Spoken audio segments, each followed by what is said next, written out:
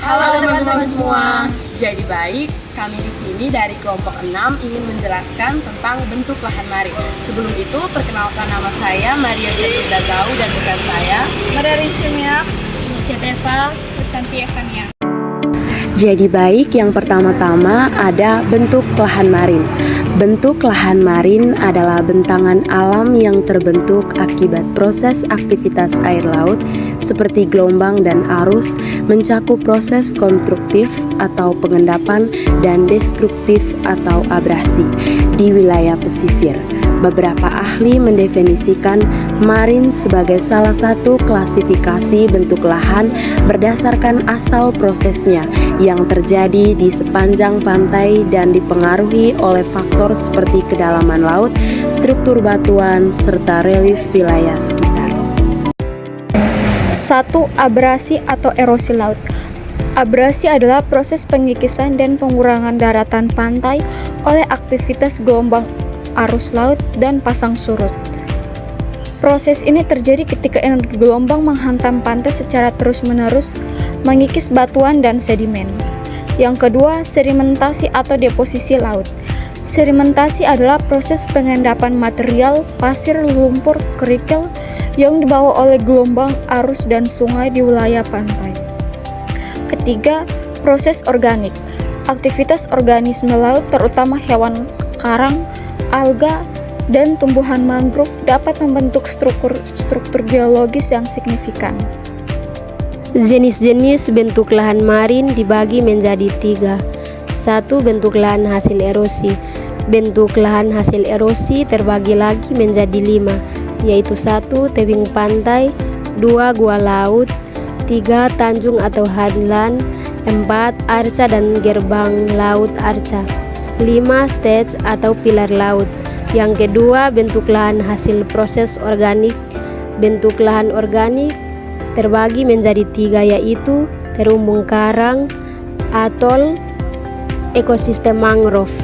Ketiga, bentuk lahan hasil sedimentasi. Bentuk lahan hasil sedimentasi terbagi menjadi 5, yaitu 1. Pantai, 2. Tombolo, 3. Spit atau lidah pasir, yang keempat bar atau gosong pasir, yang kelima laguna. Yang keempat, faktor-faktor yang mempengaruhi proses pembentukan lahan marin. Yang pertama, aktivitas air laut. Aktivitas air laut mencakup gerakan alami seperti arus laut, gelombang laut, dan pasang surut akibat gravitasi bulan dan matahari, serta fenomena akibat aktivitas manusia seperti penyerapan CO2. Yang kedua, proses geomorfologi lahan marin adalah pembentukan bentang alam di pesisir akibat energi laut atau gelombang arus pasang surut yang melakukan erosi, transportasi, dan sedimentasi. Yang ketiga, kondisi geologi lahan marin atau pesisir yang dibentuk oleh aktivitas air laut, gelombang arus pasang surut yang menyebabkan abrasi, erosi, dan sedimentasi atau pengendapan, menghasilkan bentang alam seperti pantai berpasir, gemuk pasir, beting, spit, tombolo, tebing karang, dan dataran abrasi.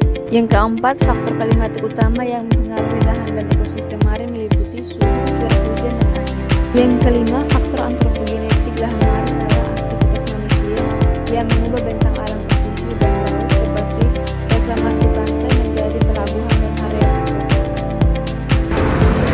Kesimpulan, bentuk lahan marin merupakan hasil interaksi antara kekuatan laut dan karakteristik geologi serta biota di pesisir.